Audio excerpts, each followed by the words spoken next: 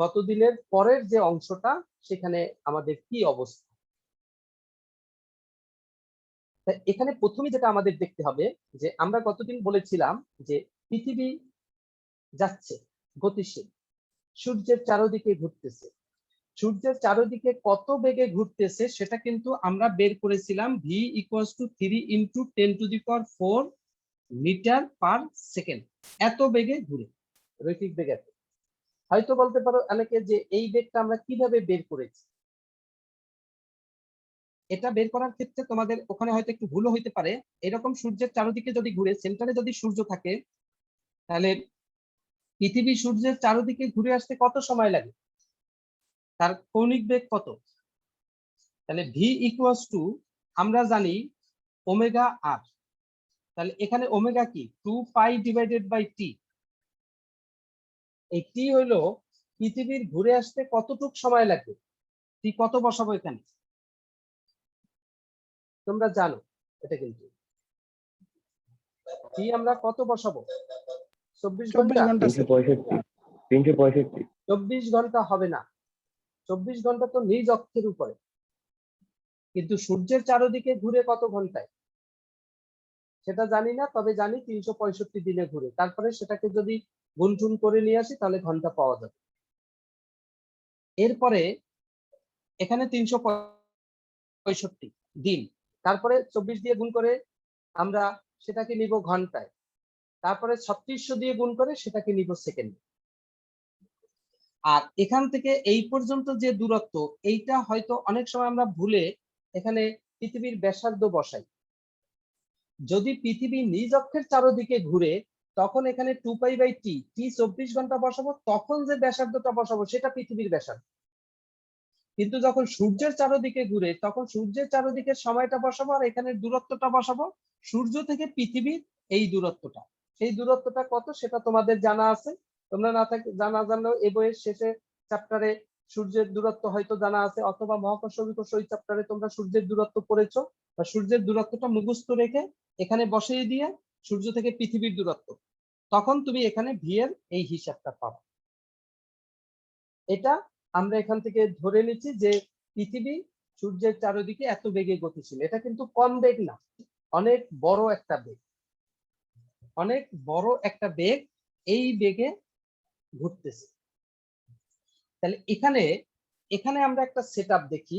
সেটআপটা আগে বোঝার বিষয়। ওর যে মাইকেলসন মর্লি যে যন্ত্রটা পরীক্ষা নিরীক্ষার জন্য ব্যবহার করছে, ইন্টারফেরোমিটার।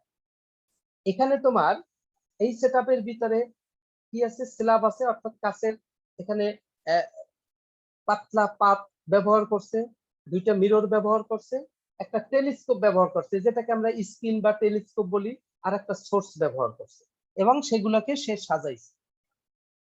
এবং তার যে সাজানোটা সেটাও কিন্তু একদম এক্সাক্ট একুরেটলি ওইভাবেই সবসময় চিন্তা করতে হবে। সে বারবার বারবার চিন্তা ভাবনা করে কত দূরে কত কোথায় কি রাখছে, কিভাবে রেখে কি পেয়েছে সেটার হিসাব। তাহলে সেভাবে সাজানোটা আমরা একটু দেখি। যে এখান থেকে তোমার একটা সোর্স, এই যন্ত্রটা আঁকাও কিন্তু একটু টেকনিকের বিষয়। এটা বারবার তোমরা আঁকবা, আঁকলে তোমাদের কাছে হয়তো যন্ত্র এখানে যে ফিগারটা মানে কনফিগারেশন স্ট্রাকচার, এটা তোমাদের কাছে ক্লিয়ার হয়ে যাবে। তাই এখান থেকে তুমি যদি একটা রশ্মি, এখানে যদি একটা স্ল্যাব থাকে, এখানে একটা স্ল্যাব, এই যে স্ল্যাব, তাহলে আলোক রশ্মি এসে যখন এই স্ল্যাবের উপরে পড়ে, এই রশ্মিটা কিন্তু আর সোজা যাবে না, এটা কিন্তু তোমরা জানো। কারণ আলোক রশ্মি আসছে কোথা থেকে, বায়ুর মধ্য দিয়ে, ঢুকতেছে কোথায়, এই স্ল্যাবের মধ্যে।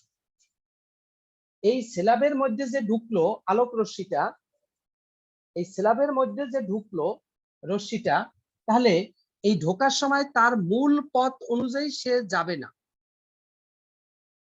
সে কি করবে, একটু বেঁকে যাবে। কোন দিকে বেঁকে যাবে, অবিলম্বের দিকে বেঁকে যাবে, কারণ হালকা মাধ্যম থেকে ঘন মাধ্যমে ঢুকেছে, আমাদের জ্যামিতিক আলোক বিজ্ঞানে বলে।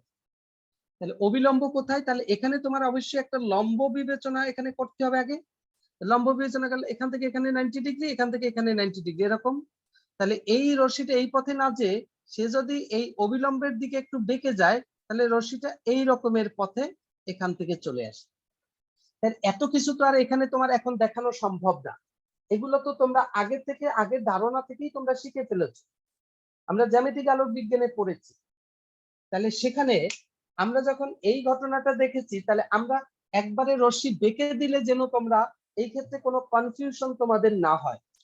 তাহলে এখানে যাবে যে এখানে একটা স্ল্যাব পাবে, এই স্ল্যাবের ভিতরে সে ঢুকবে। তাহলে স্ল্যাবের ভিতরে ঢুকলে এরকম একটু বাঁকা হয়ে যাবে, আবার বাঁকা হয়ে সে কিন্তু এই মূল পথে যাবে না। আবার এখানে যদি আমরা একটা অবিলম্ব চিন্তা করি, তাহলে অবিলম্বের দিকে সরে যাবে। এখানে যদি আবার একটা এরকম অবিলম্ব চিন্তা করি, তাহলে রশ্মিটা তার মূল পথে এরকম না, যে সে রশ্মি আবার সে কোথায় যাবে, অবিলম্বের দিকে। এই অবিলম্বের দিকে রশ্মিটা সরে যাবে, দ্যাট মিন্স রশ্মিটা হয়তো এই রকমের পথে চলে যাবে। এটাই কিন্তু তোমার বইয়ে দেখাইছে, রশ্মি কিন্তু এই পথে এর ভিতরে যেভাবে গেল সেভাবে আর যাবে না। স্ল্যাবের ভিতরে হয়তো পথটা তারাই বাঁকা করে ওখানে দেখাই দিচ্ছে।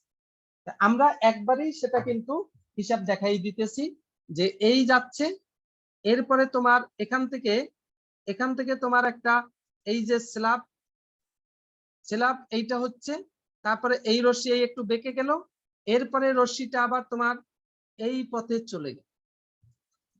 তাহলে এই হলো এখানের বিষয়।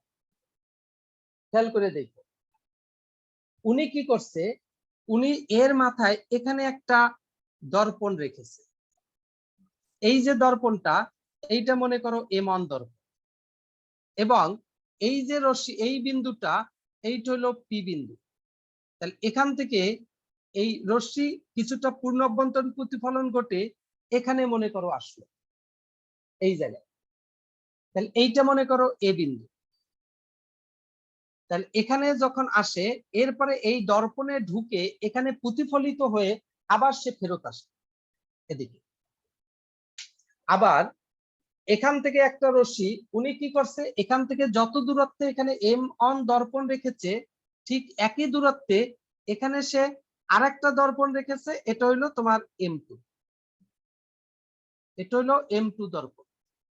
তাহলে এই দর্পণের এখানে তোমার হয়তো সে আর বিন্দুতে এখানে ছেদ করলো, তাহলে রশ্মিটা তাহলে পি থেকে আরে যে আর থেকে আবার পিতে ফেরত আসবে, এই দর্পণে প্রতিফলিত হয়ে ফেরত আসবে। এই রশ্মি দুইটা পি বিন্দুতে, উপরের রশ্মিটাও এই যে P A Rashmi R AP রশ্মি এসে পি বিন্দুতে পড়বে, আর এখান থেকে পি আর আর এ প্রতিফলিত হয়ে পি বিন্দুতে আসতেছে। এসে এই দুইটা রশ্মি মিলিতভাবে এসে এইখানে তোমার একটা পর্দা স্ক্রিন রাখা হয়েছে, এই পর্দার উপরে এসে সে পড়ল। পর্দার উপরে এখানে মনে করো সে কিউ বিন্দুতে এসে পড়ল। এইটা ছিল তার যন্ত্রের সেটআপ। এখন এই সেটআপটাকে কল্পনায় ভাসাইতে হবে। সেটআপটা এভাবে যত আমি সহজে চিন্তা করছি, অত সহজে কিন্তু চিন্তা করা যাবে। এই ঘটনাটা আমি চিন্তা করতে পারবো যদি পৃথিবী স্থির থাকে, তাহলে। কিন্তু পৃথিবী তো স্থির ছিল না। পৃথিবী কত বেগে গতিশীল আমরা জানি, v equals to 3 into 10⁴ metre per second বেগে। আর বাহিরের কোন একটা জায়গা থেকে আমরা পৃথিবীর উপরে অবস্থান করতেছি, বাহিরের কোন একটা জায়গা থেকে কোন একজন ব্যক্তি টর্চ মারছে বা আলো আসতেছে, কোন একটা জায়গা থেকে আসতেছে, পৃথিবীর উপরে না, যে কোনো বাইরে থেকে একটা আলো আসতেছে, আমরা পৃথিবীর উপরে বসে দেখতেছি আলো। তাহলে যে আলোটা যাচ্ছে, আলোর বেগ আমরা জানি c equals to 3 into 10⁸ metre per second. তাহলে এই যে মিরর M1 M2, এই যে স্ল্যাব P, এখানে পর্দা Q, তারা সবাই কোথায়? এগুলো সব পৃথিবীর উপরে। আমরা কোথায়? আমি মনে করো পরীক্ষাটা করতেছি এখন পৃথিবীর উপরে। তাহলে পৃথিবীর উপরে বসে যখন পরীক্ষা করি, আলো যখন আসে, আলো তো পিছন থেকে আসতেছে, এসে পৃথিবীর উপরে আমি যে স্ল্যাব রেখেছি সেই স্ল্যাবের উপরে এসে পড়লো, এখানে কাঁচের ফলকের উপরে। তাই এই আলোটা পিছন থেকে আসতেছে। তাহলে তুমি দেখো পৃথিবী যেহেতু গতিশীল, ভি বেগে গতিশীল, 1 সেকেন্ডে তোমার যাবে হলো 3 ইনটু 1 সেকেন্ডে 3 ইনটু 10⁴ মিটার পৃথিবী সরে যাবে।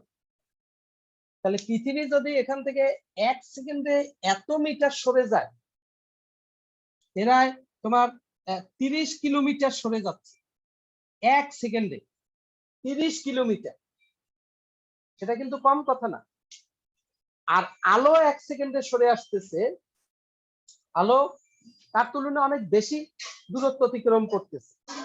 তাহলে আমি যখন এখান থেকে চিন্তা করি আর আলো পিছন থেকে আসতেছে, তাহলে এই যে পৃথিবীতে যদি এত কিলোমিটার সরে যায়, তাহলে এই সেটআপটা কি এখানে থাকবে? এখন এই বিন্দুতে পৃথিবীর চিন্তা করতেছি, পৃথিবী এখানে, সেটআপও এখানে, আমি পৃথিবীর উপরে, আমি একটা বাসের ভিতরে, আমি যে সিটে বসে আছি সেট সিটি। বাসটা যদি 1 সেকেন্ডে 30 কিলো চলে যায়, তাহলে সিটটা ভূমির সাপেক্ষে যেখানে ছিল অনেক দূরে সরে যাবে, অনেক দূরে সরে যাবে। তাহলে এই যে সেটআপ গুলো সব পৃথিবীর উপরে, পৃথিবী যদি সামনের দিকে আগায়, তাহলে এই সেটআপ গুলো পৃথিবীর যেহেতু উপরে, বাসই যদি সামনের দিকে আগায়, তাহলে বাসের ভিতরের সিট গুলো সামনের দিকে আগাই যাবে, সেটআপটাও পুরো সামনের দিকে চলে আসবে। তাহলে ওই যে পিছন থেকে আলো আসছে, এই আলো এখান থেকে এখানে পৌঁছানোর তো একটা সময় আছে। এই দূরত্ব আমরা কম ধরছি, হয়তো দূরত্ব তো অনেক বেশি। তাহলে যে সময় আলো যে সময়ই লাগুক, সেটা তুমি ফ্র্যাকশন সেকেন্ডেও যদি চিন্তা করো, যে 0.1 সেকেন্ডে বা 0.02 সেকেন্ডে এখান থেকে এখানে আসতে সময় লাগছে আলো, তাহলে সেই 0.02 সেকেন্ডে তো পৃথিবী গতিশীল হয়েছে। তাহলে 0.02 সেকেন্ডেও পৃথিবী কিন্তু কম যায় নাই সামনে। 1 সেকেন্ডে এত কিলোমিটার, 0.02 সেকেন্ডে এটা দিয়ে যদি গুণ করো, তাহলেও দেখবা যে 3 দুগুণে 6, প্রায় 6 কিলোমিটার সামনে চলে। খুব ক্ষুদ্র সময়, তাতেও পৃথিবী 6 কিলোমিটার সামনে চলে। আমরা তো আসলে এখানে এই আলোর তুলনায় পৃথিবী দেখতে অনেক কম। তাহলে এখানে আমরা ওই সংঘর্ষও পড়েছি, পিছন থেকে যদি কেউ আসে, পিছনের বেগটা যদি বেশি হয়, এই বেগটা v1, এইটা যদি v2 হয়, তাহলে v1 is greater than v2, তাহলে একটা সময় এই v2 বেগের এই বস্তুকে সে ধাক্কা দিবি। তাহলে এখান থেকে যে আলো আসতেছে, আবার পৃথিবী গতিশীল হয়েছে, পৃথিবী তো বেশি বেগে গতিশীল না, এ যদি আলোর থেকেও বেশি বেগে গতিশীল হইতো, তাহলে এ সামনে চলে যেত, আলো এসে এই স্ল্যাবকে আর স্পর্শ করতে পারতো না। যেহেতু কম বেগে যাচ্ছে, পিছন থেকে আলো বেশি বেগে আসতেছে, স্ল্যাবকে সে স্পর্শ করবে। সামনের দিকে স্ল্যাব যাচ্ছে, আলো সামনের দিকে যাচ্ছে। তাহলে আমরা এখানে স্থির ভাবে যদি এভাবে চিন্তা করি যে এখানেই স্ল্যাব, তাহলে আলো এসে এখানেই আঘাত করছে। কিন্তু পৃথিবী যদি এখন গতিশীল চিন্তা করি, এবং তাই করতে হবে, পৃথিবী তো বাস্তবেই গতিশীল, তাহলে সে সামনে যাবে, আলোটা এসে স্ল্যাবের এই পয়েন্টে পি বিন্দুতে এসে এখান থেকে প্রতিফলিত এখানে আসবে না, এখান থেকে এখানে আসবে না, এখান থেকে এখানে, এখান থেকে এখানে যাবে না, এই স্ল্যাবও সামনে সরে যাবে, সাথে সাথে মিরর গুলো সব সামনে চলে।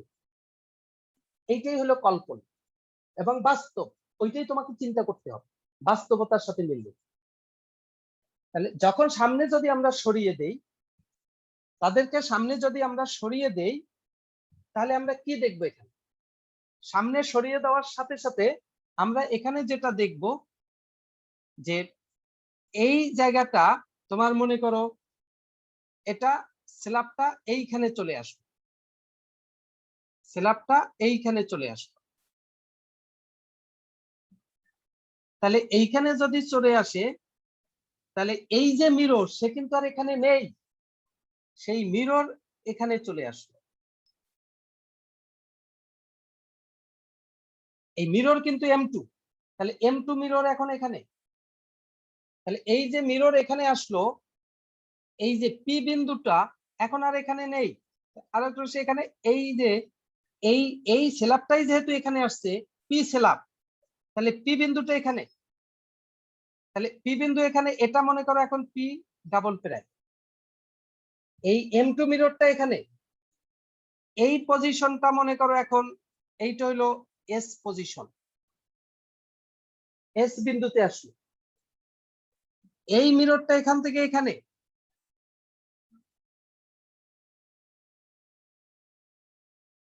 এই যে মিরর এখানে, তাহলে এই M1 মিরর এখন এখানে এই পয়েন্টটা মনে করো বি বিন্দুতে আসলো মিরর। তাহলে এই রশ্মি যখন এখান থেকে এখানে আসে, মানে আলোক রশ্মি যখন সামনে আগায়, পৃথিবীও তখন সামনে আগিয়ে যায়। যখন এগিয়ে যায় তখন এই যে স্ল্যাবটা, এই স্ল্যাবটা এখানে না থেকে স্ল্যাবটা এখানে চলে আসে।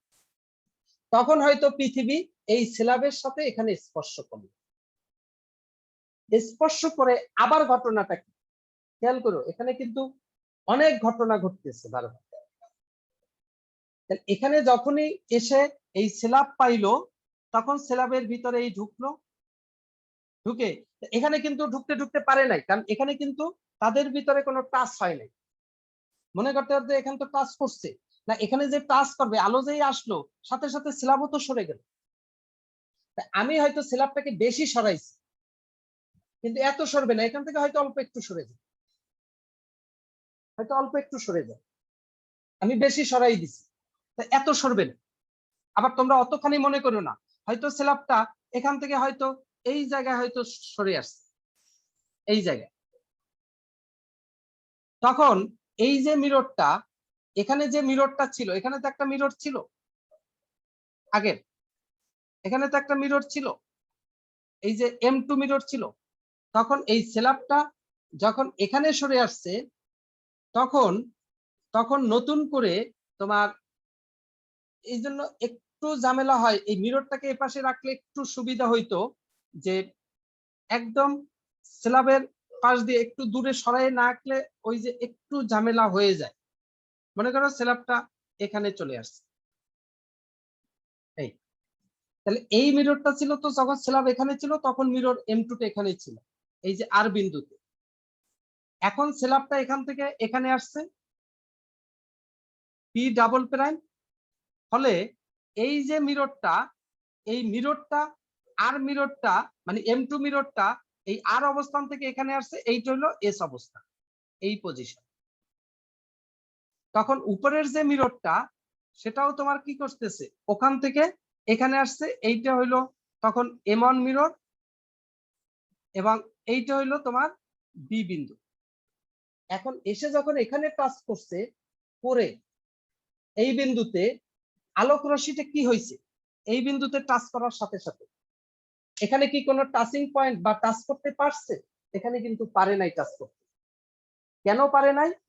কারণ এখানে এসে টাচ করলে যে টাচ করবে, এখানে তো তুমি স্থির অবস্থায় ধরছো, তাহলে তোমার পৃথিবী এই স্ল্যাব, এই পৃথিবী এখানে কোন একটা জায়গা আছে, তার উপরে স্ল্যাব, এই আলো এদিক থেকে আসতেছে, আলো যখন স্টার্ট শুরু করছে তোমার স্ল্যাব আর এখানে বসে নাই, স্ল্যাবও সামনে চলে গেছে এখানে, ফলে আলো সামনের দিকে চলে আসবে। স্ল্যাব কিন্তু এখানে আলোক রশ্মি এই স্ল্যাবকে কোনোভাবে টাচ করে নাই, এখানে এসে টাচ করা শুরু হয়েছে।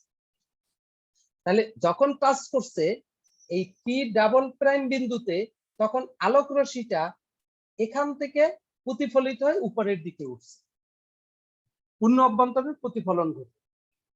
আবার এখানে তোমার সেই রশ্মিটা প্রতিফলন ঘটে এই মিররের ভিতরে ঢুকে আবার সেখান থেকে নিচে নেমে আবার এই বিন্দুতে আসছে। আর এদিকের রশ্মিটা এখান থেকে তোমার এই মিররে গেছে, এখানে M2 মিররে গেছে, আবার M2 মিররে প্রতিফলিত হয়ে আবার এই পি ডাবল প্রাইম বিন্দুতে আসছে। এর নিচে যে পর্দা রাখা ছিল, পর্দার অবস্থানটাও কিউ থেকে এইখানে মনে করো কিউ প্রাইম বিন্দুতে চলে আসছে।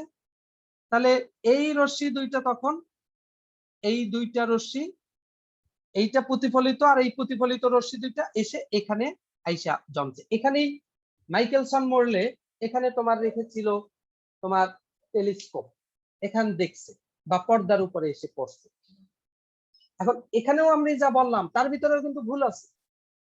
মানে কি, পৃথিবী গতিশীল ধরলে এক্সাক্ট এরকম ঘটবে না, কারণ এই স্ল্যাবে যখন এসে আলো পড়লো, ভিতরে ঢুকলো, আলো যখন এখান থেকে প্রতিফলিত হয়ে পূর্ণ অভ্যন্তরে প্রতিফলিত হয়ে উপরের দিকে ওঠা শুরু করছে, স্ল্যাব তো এখানে বসে নাই, উপরে এখানে উঠতে তো কিছু সময় লাগবে, কিছু সময় লাগবে। আবার এখান থেকে ফেরত আসতেও কিছু সময় লাগবে। সেই সময় স্ল্যাব কি এখানে বসে থাকবে? কোনোভাবেই না, সে কিন্তু সামনের দিকে চলে যাবে, কারণ স্ল্যাব তো পৃথিবীর উপরে, পৃথিবী তো গতিশীল। তাহলে যদি ওই স্ল্যাবে প্রতিফলন ঘটতে হয়, তাহলে আলোক রশ্মি এখান থেকে সরাসরি উপরে উঠে না। মাইকেলসন মর্লির পরীক্ষায় আলোক রশ্মি এই পথে যায় না। আবার একটা জিনিস চিন্তা করো, আমরা চিন্তা করছি স্ল্যাব এখান থেকে এখানে আসছে, এই এমান মিররও এখান থেকে এখানে আসছে, এরপরে স্ল্যাবের এখান থেকে যখন রশ্মি ওঠা শুরু করছে, সেই ওঠার মুহূর্ত থেকে শুরু করে স্ল্যাব তো সরতেছে, তাহলে এই মিররও তো সরতেছে। তা এই মিররে যে প্রতিফলন ঘটবে, এই রশ্মি তো সোজা এভাবে যে এই মিররে প্রতিফলন ঘটতে পারে না। রশ্মিটা কিভাবে যে এই মিররে প্রতিফলন ঘটবে? কারণ এই রশ্মিটা একদম সূক্ষ্মভাবে চিন্তা করে দেখো, যখন ওঠা শুরু করছে এই মিররটা এখান থেকে সরা শুরু করছে, কারণ পৃথিবী তো গতিশীল। ন্যানো সেকেন্ডে প্রতি মুহূর্তে মুহূর্তে পৃথিবী মুহূর্তের জন্য, ন্যানো সেকেন্ডের জন্য থেমে নাই, একদম সুষমভাবে গতিশীল। তাহলে যে কোনো একটা মুহূর্তে যখনই এখান থেকে প্রতিফলনটা শুরু হয়েছে, পৃথিবী তো সারা শুরু হয়েছে, এই মিররও তো সারা শুরু হয়েছে। এখান থেকে আলো যখন এখানে চলে আসবে, এই মিরর তো এখান থেকে সরে এদিকে যাবে। তাহলে আলোক রশ্মি তো আর কোনো মিরর পাবে না, যদি এই পথে যায় সে উপরের দিকে উঠে যাবে, সারা জীবনের জন্য উঠে যাবে, সে আর ফেরত আসবে না। মাইকেলসন মর্লি পরীক্ষা কিন্তু আর সম্পন্ন হয় না, তাহলে রশ্মি প্রতিফলিত হয়ে ফেরত আসতে হবে।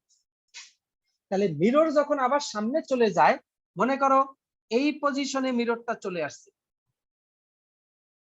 এই হলো M2 মিরর, মিররটা তোমার আবার এই পজিশনে চলে আসছে, হয়তো এখানে M2 মিরর।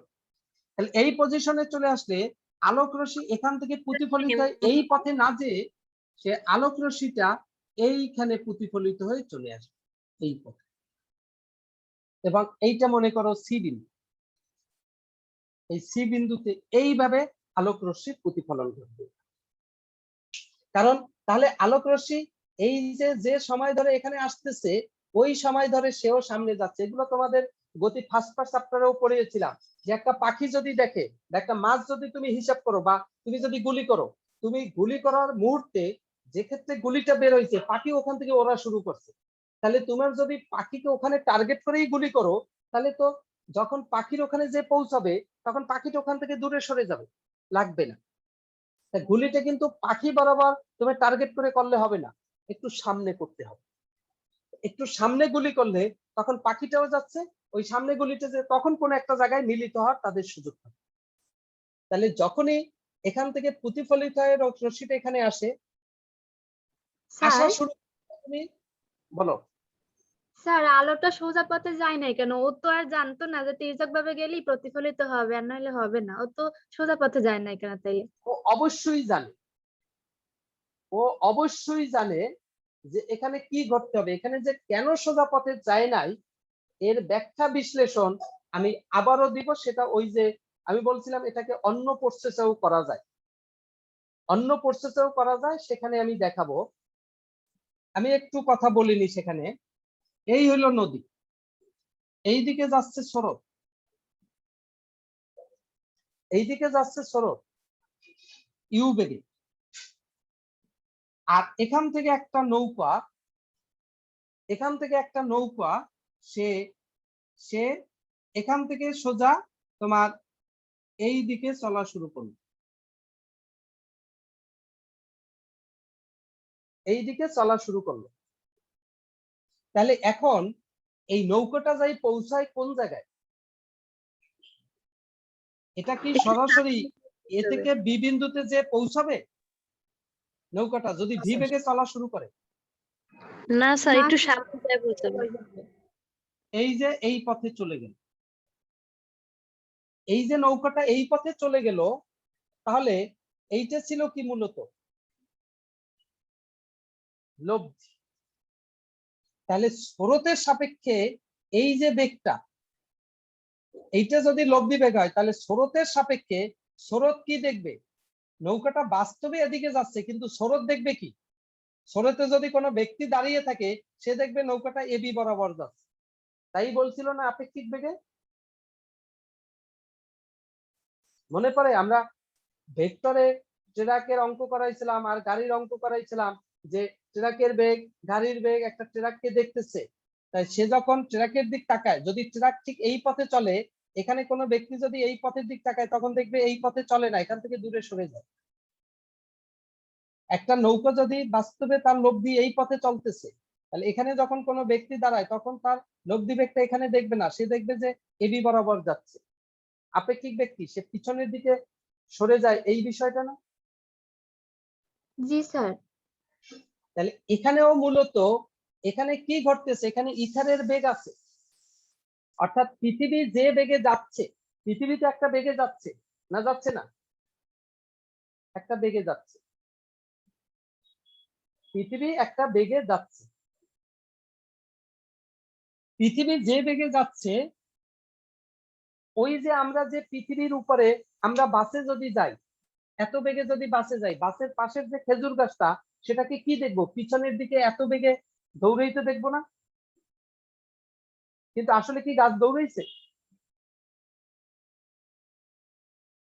দৌড়ায়নি, গাছ কিন্তু স্থির, কিন্তু আমরা কি দেখবো, গাছ দৌড়াইতেছে কোথায়? পিছনের দিকে। তাহলে এখানে আমরা পৃথিবীর উপরে, আর চারপাশে ইথার, আমরা ইথার সমুদ্রের মধ্যে মাঝখানে পৃথিবীর উপরে একটা বলের উপরে অবস্থান করতেছি। বলটা দৌড় শুরু করলো, তাহলে চারপাশের যে ইথার গুলোকে আমরা, পাশের ইথার গুলোকে আমরা কি দেখবো, পৃথিবী যেদিকে দৌড়াইতেছে ইথারটা তার উল্টো দিকে একই বেগে দৌড়াইতেছে। তাহলে এদিকে ইথার দৌড়াইতেছে আর এদিকে লাইট দৌড়াইতেছে। খেয়াল করে দেখো, এখানে যদি চিন্তা করে দেখো, এইদিকে মনে করো স্রোত দৌড়াইতেছে, ইথারকে তুমি স্রোত ধরো, এইদিকে স্রোত দৌড়াইতেছে, আর এইদিকে লাইট দৌড়াইতেছে। তাহলে এইদিকে যদি স্রোত দৌড়ায় আর সোজা যদি উপরের দিকে লাইট দৌড়ায়, এইদিকে স্রোত আর এইদিকে লাইট, আসলে এই একটা বেগ আর এই একটা বেগ, লব্ধি কোথায় হবে? ফাইনালি তার যে লব্ধি, এই পথে থাকার কোনো সুযোগ আছে?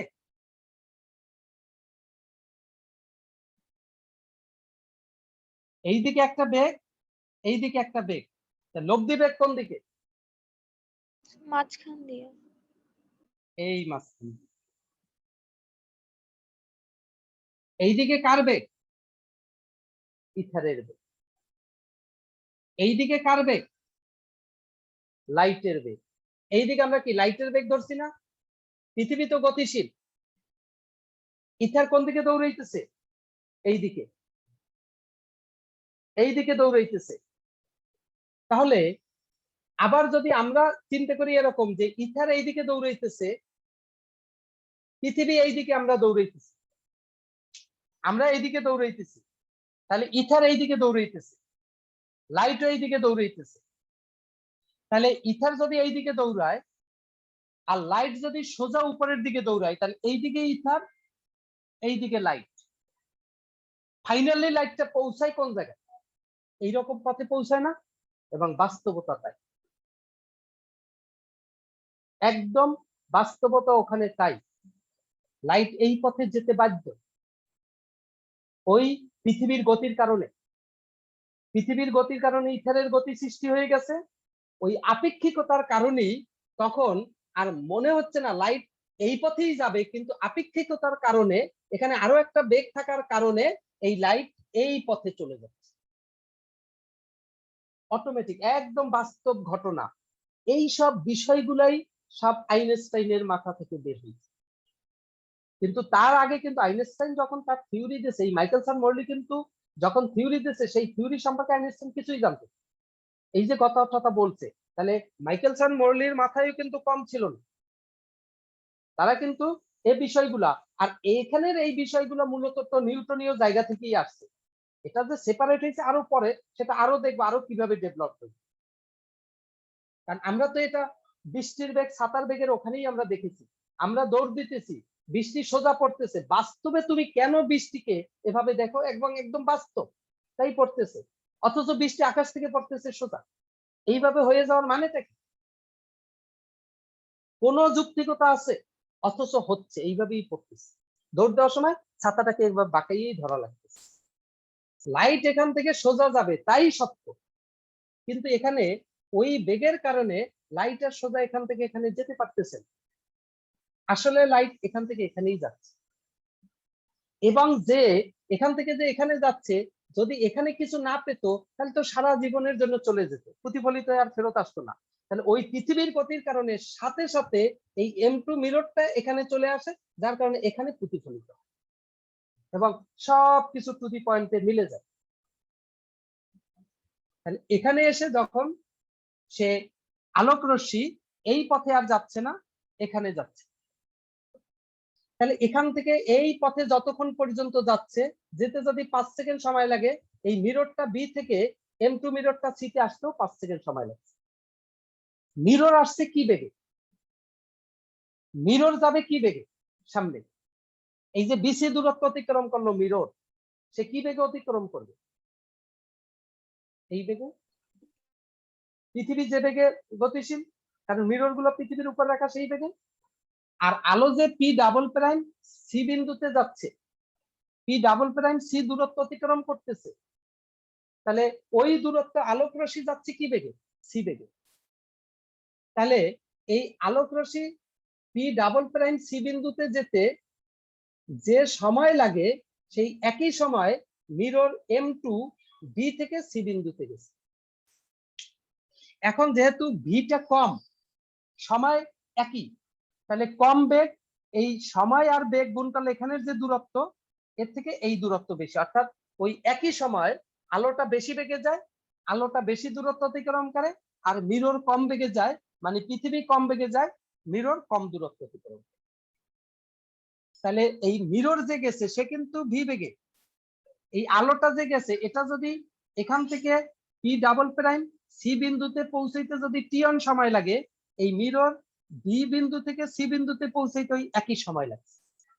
তাহলে মিররের অতিক্রান্ত দূরত্ব হবে ভি ইন্টু টিয়ন, আর আলোর অতিক্রান্ত দূরত্ব হবে সি ইন্টু টিয়ন। আলোর অতিক্রান্ত দূরত্ব যেহেতু সিটা বেশি, সুতরাং অতিক্রান্ত দূরত্বটা বেশি, মিররের অতিক্রান্ত দূরত্বটা কম। তাহলে এই মিরর সরে গেল।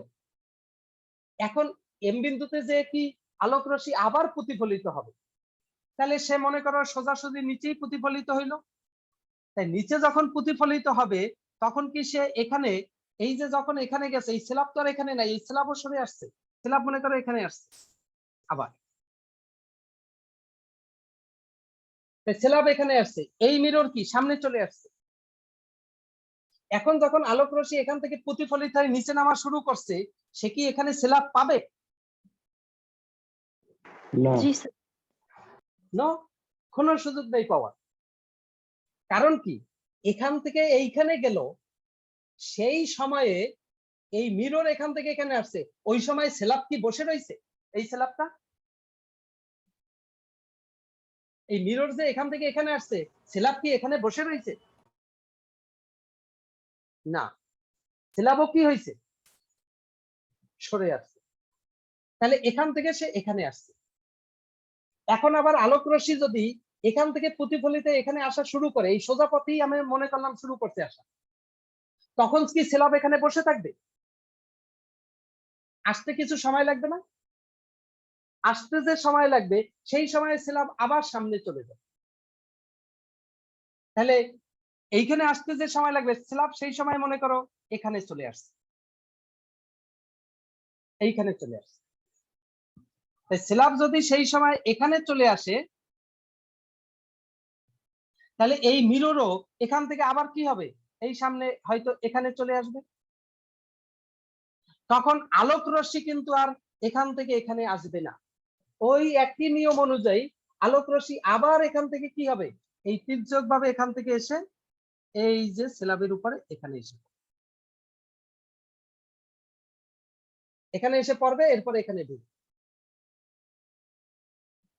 কেন? কারণ তোমার কিন্তু আলোক রশ্মি এই পথে আসতে আর স্ল্যাব পাবে না।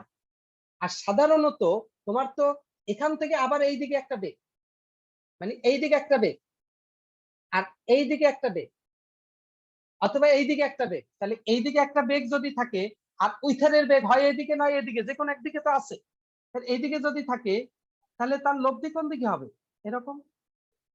আলোক রশ্মি তার এই পথে যাবে না, আলোক রশ্মি আবার এই পথে আসবে, একদম বাস্তবে। তাহলে আলোক রশ্মি আবার এই পথে এসে এইখানে এই স্ল্যাবকে ধরবে। আবার এই পথে যখন আসে তির্যক ভাবে, তখন মনে হইতে পারে যে স্ল্যাবটা এখানে না, ওই সাথে সাথে স্ল্যাবও সামনে আগেই যাচ্ছে, আগিয়ে যাচ্ছে, এখানে এসে স্ল্যাব পাচ্ছে। সুতরাং এই স্ল্যাবে এসে আলোক রশ্মিটা এখানে প্রতিফলিত হবে, এখানে এসে প্রতিফলিত হবে। এই পি ডাবল প্রাইম যে ছিল, সে এখানে মনে করো আসছে পি ট্রিপল প্রাইম হয়ে। তাহলে বাস্তবে এটা কি 1 number 2 number 3 number 4 number slab, না এই শুরুর স্ল্যাবটাই এখানে? কি মনে হয়?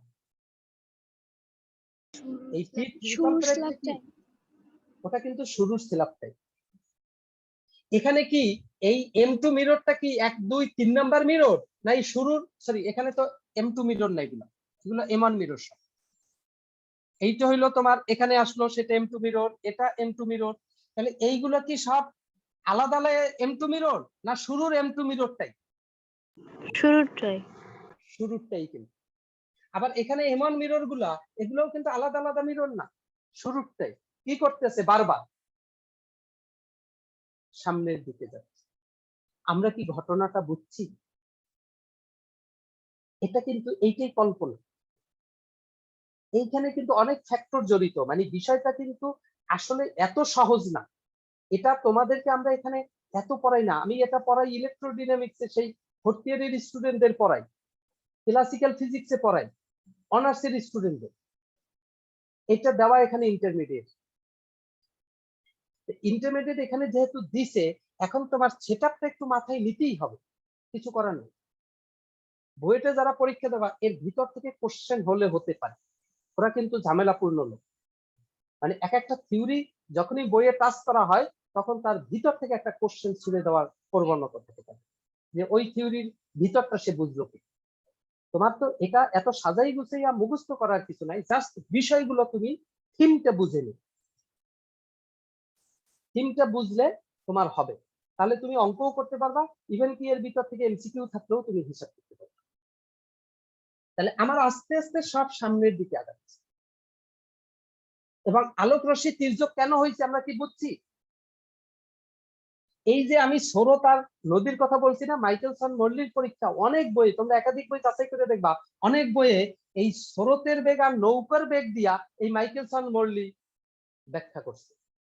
আমি সেটাও বলে দিব, সেটার সাথে কিভাবে অ্যাডজাস্ট করছে সেটাও আমি বলে দিব। আগে প্রসেস এইটা দেখো, ওই প্রসেসও বলে দিব যে ওটা আসলে আহামরি কিছু না, ওটা দেখে আমাদের বেদিক হওয়ার কিছু না, ওটা আরো সিম্পল। এটা আগে দেখো, এই বেসিক জায়গাটা দেখো, একটু জটিল জায়গাটা দেখো, এইটা আরো বেশি ফেমাস। এটার থেকে যদি আমরা চিন্তা করি, তাহলে এই যে রশ্মি এখান থেকে এখানে গেল, এখান থেকে এখানে আসলো, তাহলে এখান থেকে এখানে যেতে সময় লাগছে টিয়ন, একইভাবে এখান থেকে এখানে আসতে তার সময় লাগবে টিয়ন, সেম। এটা আমাদের অভিজ্ঞতাই বলে, কারণ যে পথ অতিক্রম করছে এখানেও একই পথ অতিক্রম করে এসে সব সুষমভাবে যাচ্ছে। সুতরাং এই স্ল্যাবকে আবার সে টাচ করবে, একইভাবে অতিক্রম করে এসে এই স্ল্যাবকে সে টাচ করবে। যখন এই স্ল্যাবকে এসে যখন সে টাচ করতেছে একই সিস্টেমে এসে, তখন একটু খেয়াল করে দেখো, এখান থেকে এখানে যেতে যে সময় লাগবে, আর পিছনে এখান থেকে তোমার এখান থেকে এখানে যেতে যে সময় লাগবে, আর এখান থেকে এখানে যেতে তার ওই একই সময় কিন্তু লাগতেছে। তাহলে তাহলে ওই যে তোমার একটা হইলো তোমার পি ডাবল প্রাইম, এইটা যদি সি বিন্দু হয়, পি ডাবল প্রাইম সি বিন্দু, তাহলে পি ডাবল প্রাইম সি বিন্দু। আর একটা কি,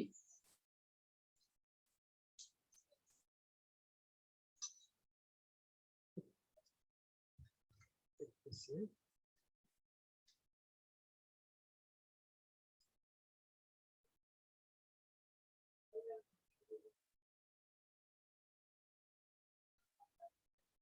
আচ্ছা, তাহলে পি ডাবল প্রাইম সি বিন্দু দেখো এখানে, এটা সি বিন্দু, এই বিন্দুটা।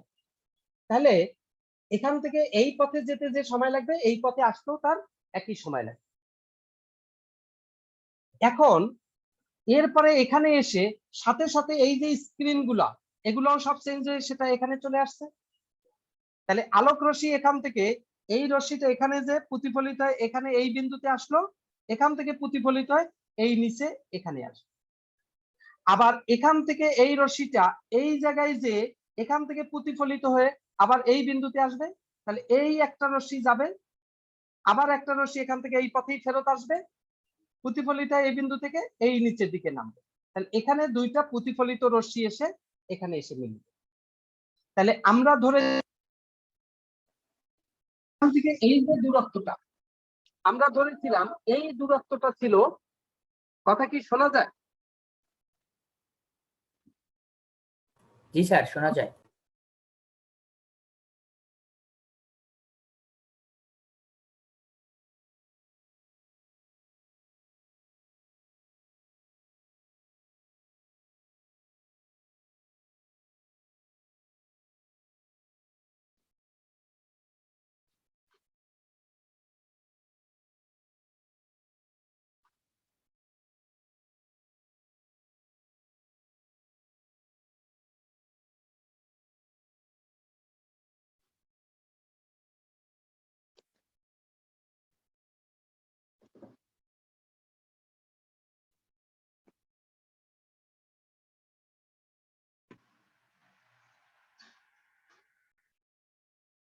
হুম,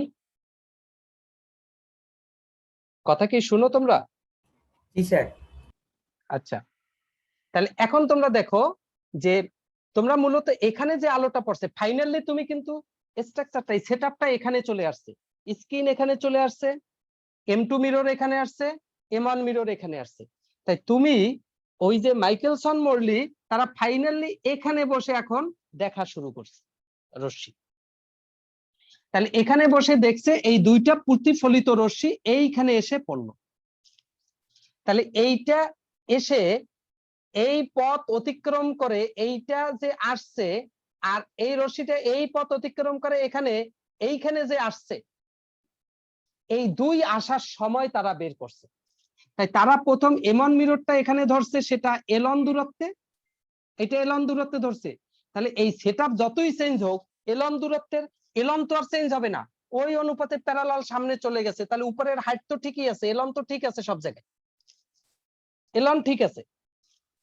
আর এখানের এইখান থেকে চূড়ান্ত ভাবে যেখানে গেছে এইটাকে সে L2 ধরছে, M2 মিররের এই দূরত্বটাকে।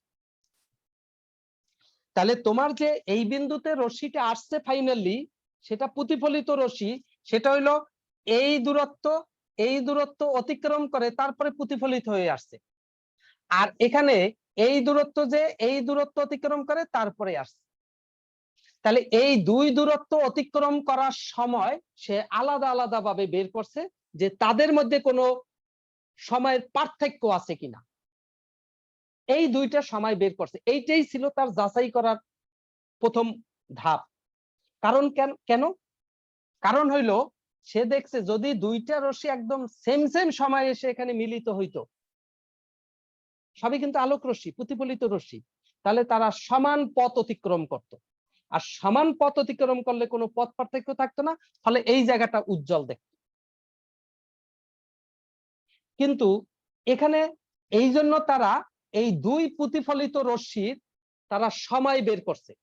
যেহেতু আলোক রশ্মি, সময়ের যদি ভিন্নতা থাকে তাহলে এই দুই রশ্মি এই যে দুই পথ দুই জায়গায় কিন্তু পথ অতিক্রম করছে, এক অংশ এইদিকে আর একটা প্রতিফলিত রশ্মির এখানে।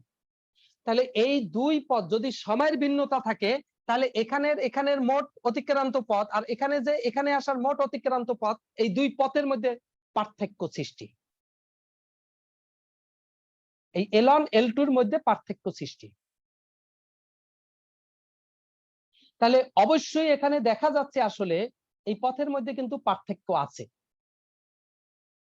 এখানে L1 আর L2 সমান হতে পারে, কিন্তু এই রশ্মিটা কি এখান থেকে এই পথে যে এই পথে আসছে, আর ও কিন্তু এই L2 এই পথে যে এই পথে আসছে। তাহলে এখানে L1 যতটুক L2 ও ততটুক। মাইকেলসন মরলি কিন্তু এই দুইটা দূরত্ব আবার সমান ধরছে, এবং L1 L2 এটা সামনে গেলেও আমরা পাবো L1 = 11 মিটার এইটা ধরছে, আর L2 ও 11 মিটার। এই এত দূরত্বে রেখে এই কাজগুলো সে করছে। তাহলে L1 আর L2 সমান, কিন্তু এই রশ্মি যে এখান থেকে এসে এরপরে এই পথে আসছে, তাহলে এই প্রথম ক্ষেত্রে M1 মিররের যে প্রতিফলিত রশ্মি তার যে অতিক্রান্ত দূরত্ব, আর M2 মিররের যে প্রতিফলিত রশ্মি তার অতিক্রান্ত দূরত্ব অপেক্ষা এই দূরত্বটা বেশি। এখানে অতিক্রান্ত দূরত্বটা বেশি, এই জায়গায় এইখানে অতিক্রান্ত দূরত্বটা কম। এটা কিন্তু মাইকেলসন মরলি হিসাবটা করছে, চিন্তা করে, বা তোমরাও এখানে বাস্তবেই দেখতে পারো। তো যেহেতু এখানে দূরত্ব বেশি এখানে দূরত্ব কম, তাহলে এই রশ্মি যখন এসে এখানেরও রশ্মি এখানে এসে মিলিত হয়েছে, এখানেরও রশ্মি এখানে এসে মিলিত হয়েছে, মানে কি উপরিপাতন ঘটছে। তাহলে অবশ্যই এই দুই রশ্মির মধ্যে পথ পার্থক্য আছে। এখন এই যে পথ পার্থক্য আছে এটা আমরা দেখে বলতেছি, উনি বুঝবে কিভাবে? উনি হিসাব করছে যে এখান থেকে, তাহলে তাকে এখান থেকে ঘুরে এখানে আসতে কত সময় লেগেছে, আর এখান থেকে এখানে যে এখানে আসতে কত সময় লেগেছে। যদি L1 দূরত্ব হইতো তাহলে L1 দূরত্ব যে আবার ফেরত আসতে যে সময় লাগতো, আর L2 দূরত্ব যে ফেরত আসতে একই সময় লাগতো, কারণ আলোর বেগ, উপরেও যে দূরত্ব নিচেও সে দূরত্ব। তাহলে এই L1 L2 দূরত্ব যে আবার প্রতিফলিত সমান সমান সময় লাগতো, সমান সমান সময় লাগলে তার মানে সমান সমান দূরত্ব অতিক্রম করতো, তার মানে কোনো পথ পার্থক্য থাকতো না। তাহলে এখানে কি ঘটছে? এখানে উনি টাইম থেকে বলছে যে তারা সমান সমান দূরত্ব অতিক্রম করে, যেহেতু দুইটাই আলো। তাহলে এখানে টাইম যদি লাগে 3 সেকেন্ড, আর এই রশ্মি এখানে সব ঘটনা ঘটে প্রতিফলিত হয়ে এখানে আসতে যদি সময় লাগে 4 সেকেন্ড, এরপরে এই প্রতিফলিত রশ্মির এখানেও আসতে 1 সেকেন্ড লাগছে, এটারও 1 সেকেন্ড লাগছে, তাহলে এটার এখানে আসতে লাগছে 3 সেকেন্ড, এখানে 1 সেকেন্ড, 4 সেকেন্ড, আর এটার এখান থেকে এখানে আসতে সময় লাগছে যে মনে করো 5 সেকেন্ড, আর এখান থেকে এখানে আসতে আরো ওই যে পরের 1 সেকেন্ড, ওর জন্য যা লাগবে ওর জন্য তাই লাগবে, তাহলে 6 সেকেন্ড। তাহলে ওর জন্য লাগলো 6 সেকেন্ড, ওর জন্য লাগলো 4 সেকেন্ড, তাহলে ও এসে পড়লো তার 2 সেকেন্ড পরে ও এসে পড়লো। তার মানে যদি ওর জন্য সময় বেশি লাগে তাহলে ও বেশি পথ অতিক্রম করতেছে। তাহলে অবশ্যই যেহেতু একই সময় যদি রশ্মি না পড়ে, ভিন্ন ভিন্ন সময় যদি দুইটা প্রতিফলিত রশ্মি এই টেলিস্কোপে এসে পড়ে বা পর্দার উপরে পড়ে, তাহলে তারা ভিন্ন ভিন্ন পথ অতিক্রম করে, আর ভিন্ন ভিন্ন পথ অতিক্রম করলে এই উপরিপাতন বিন্দুতে পথের পার্থক্য সৃষ্টি হয়। পথের পার্থক্য সৃষ্টি হলে এখানে একটা ডোরার সৃষ্টি হয়। ওই যে পিছনের চ্যাপ্টারে আমি তোমাদের পড়াইছি ডোরা কখন কিভাবে সৃষ্টি। ইয়ং এর দ্বিচির পরীক্ষা আমরা দেখেছি যে পথের পার্থক্য থাকলে সেখানে হয়তো তুমি যদি পথের পার্থক্য না থাকলো তাহলেও ডোরা হইতো, কিন্তু কি ডোরা? উজ্জ্বল, কেন্দ্রীয় চরম, পথের কোনো পার্থক্য ছিল না। আর যেখানে পথের পার্থক্য আছে সেখানে উজ্জ্বলও হতে পারে অন্ধকারও হতে পারে, অর্থাৎ উজ্জ্বল অন্ধকার উজ্জ্বল অন্ধকার উজ্জ্বল অন্ধকার এরকম ঝালর পাবা, এরকম একটা ঝালর এখানে সৃষ্টি হবে। এই জিনিসটা তারা অবজার্ভ করছে এখানে ঝালরটা। তাহলে এখন অবজার্ভ করতে গেলে এটা কি পুরা উজ্জ্বলই হবে না এটা উজ্জ্বল এবং অন্ধকার হবে, সেই জিনিসটা ঠিক করতে হবে। তাহলে এটা পুরো উজ্জ্বলও পেয়েছিল তারা। যদি পৃথিবী স্থির থাকতো, স্থির থাকার সাপেক্ষে এই আলো এসে পড়ে এই আলো যতটুকু গেছে আর এখানেও ততটুকু যে আবার ফেরত আসছে, যদি পৃথিবী গতিশীল না থাকতো তাহলে এই সেটআপও চেঞ্জ হইতো না। তখন এই আলো এখান থেকে এই যে আবার ফেরত আসতো, এই আলো এখান থেকে যে আবার ফেরত আসতো, L1 L2 সেম, তাহলে একই দূরত্ব অতিক্রম করতো। যেহেতু একই দূরত্ব অতিক্রম করতো, এইখানে এসে যখন পৌঁছাইতো তখন এই প্রতিফলিত রশ্মির মধ্যে আর কোনো পথ পার্থক্য থাকতো না। তখন এখানে একমাত্র উজ্জ্বল একদম একটা চকচকা কিছু একটা দেখা যাচ্ছে, যদি পৃথিবী স্থির থাকতো। কিন্তু পৃথিবী যেহেতু গতিশীল, সুতরাং এখন তারা আর ওই আগের মতো সমান সমান দূরত্ব আর অতিক্রম করতে পারে নাই। এখানে আসার ক্ষেত্রে M2 দর্পণে প্রতিফলিত হয় যে দূরত্ব অতিক্রম করছে, আর M1 দর্পণে প্রতিফলিত হয় যে দূরত্ব অতিক্রম করছে, সেই দূরত্বের মধ্যে পথ পার্থক্য আছে, সেই দূরত্ব এক না। ফলে এখানে আসতে তাহলে এ পর্যন্ত আসতে এরা এদের মধ্যে কম বেশি আছে, এরপরে তারা একই দূরত্ব অতিক্রম করছে, হয়তো এই দূরত্ব আসতে আর কারো কোনো পথের গ্যাপ নাই, কিন্তু আগেই তো অলরেডি পথের গ্যাপ সৃষ্টি হয়ে গেছে, সুতরাং এই পর্যন্ত আসলে ফাইনালি এই দুইটা রশ্মির মধ্যে পথের গ্যাপ পাওয়া যায়। এটা কিভাবে সময়ের গ্যাপ থেকে আমরা চিন্তা করছি। এখন তাহলে আমাদের টার্গেট কি? আমাদের টার্গেট টাইম বের করা। কোন টাইম? এখান থেকে রশ্মি এখানে যে এখান থেকে এখানে আসার টাইম, আর রশ্মি এখান থেকে এখানে যে এখান থেকে এখানে আসার টাইম। এই হলো আমাদের ক্যালকুলেশনের মূল পথটা শুরু। কথাটা এ পর্যন্ত আমরা কিছু মিছু বুঝছি কিনা? এ পর্যন্ত আমরা কিছু মিছু বুঝছি কিনা? অতএব তোমার কিন্তু এই বিষয় একটু ঠান্ডা ভাবে চিন্তা করে কল্পনা করে আমরা যা বলি তার সাথে মিলিয়ে মিলিয়ে তুমি সামনে আগাইলে কোনো ঘটনা নাই। আর ক্যালকুলেশন, এখন ক্যালকুলেশন হলো বাচ্চাদের ক্যালকুলেশন, অন্টুর ক্যালকুলেশন। ক্যালকুলেশনে কোনো তোমাদের কারো সমস্যা হবে না, এই পর্যন্ত বোঝাই সমস্যা। তাহলে আমরা এই পর্যন্ত আসলাম। এখন আমরা যদি দেখি ক্যালকুলেশনে যদি আমরা আসি, তাহলে তুমি যদি এখানে টি1 আর টি2 বের করতে চাও, তাহলে টি1 আর টি2 বের করতে গেলে টি1 এবং টি1 এই পথের পি ডাবল প্রাইম সি আর সি পি ট্রিপল প্রাইম। তাহলে তুমি এইটা যেহেতু একই, এটাকেও পি ধরো এটাকেও পি ধরো, এত প্রাইম প্রাইম ধরার দরকার নাই। তাহলে পিসি আর সিপি এই দুই পথে একই সময় লাগতেছে, তাহলে পি থেকে সি পথে যে সময় লাগে সেই সময়ই সি থেকে পি পথে লাগবে। তাহলে পি থেকে সি পথে যেতে আলোর কত সময় লাগে সেটা বের করো। তাহলে এখানে পিসি দূরত্ব, পিবি দূরত্ব আর বিসি দূরত্ব,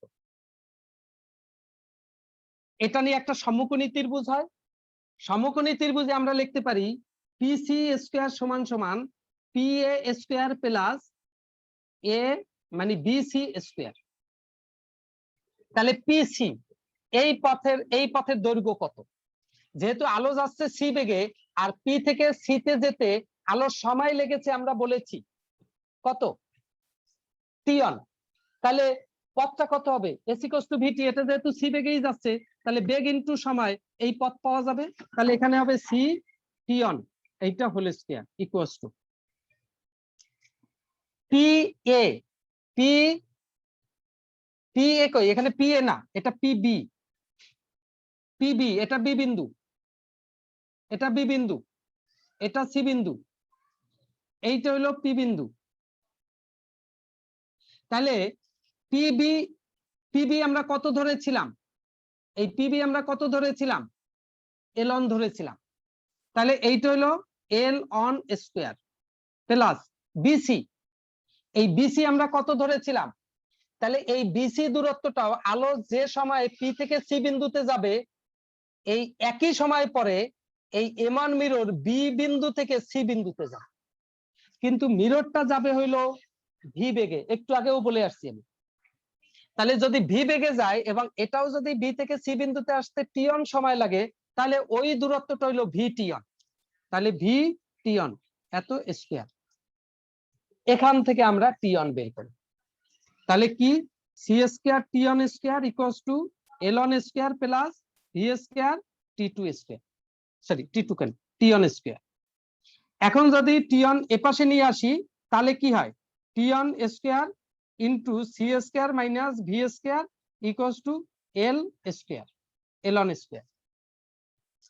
এখান থেকে আমরা কি বলতে পারি? টি স্কয়ার সমান সমান কত? টি1 স্কয়ার সমান সমান এল1 স্কয়ার ডিভাইডেড বাই কি? এল1 স্কয়ার ডিভাইডেড বাই কি? L one square divided by C square minus V square. অতএব এখান থেকে যদি বলি তাহলে টি1 ইকুয়ালস টু কি হবে? এল1 ডিভাইডেড বাই রুট অফ, আচ্ছা এর আগে আরেকটু কাজ করিনি, এটা আমরা পরবর্তী ক্যালকুলেশনের সুবিধার জন্য আমরা বলতেছি যে টি1 স্কয়ার সমান সমান এল1 স্কয়ার, এখান থেকে যদি সি কমন নি সি স্কয়ার, তাহলে 1 minus B square by C square এইটুক লেখা যায়। এরপরে যদি আমরা টি1 স্কয়ার এটাকে যদি বর্গমূল করি তাহলে এখানে আমরা কি পাবো? এখানে আমরা পাবো হলো যে টি1 সমান সমান L one divided by C into 1 divided by root of 1 minus V square divided by C square. ওই জিনিসটা তাহলে আমরা পাবো। তাহলে আমরা টি1 এর হিসাবটা আমরা ওখানে বের করে নিলাম। বোঝা যায় কিনা? টি1 এর বিষয়টা আমরা ওখান থেকে বের করে ফেলি।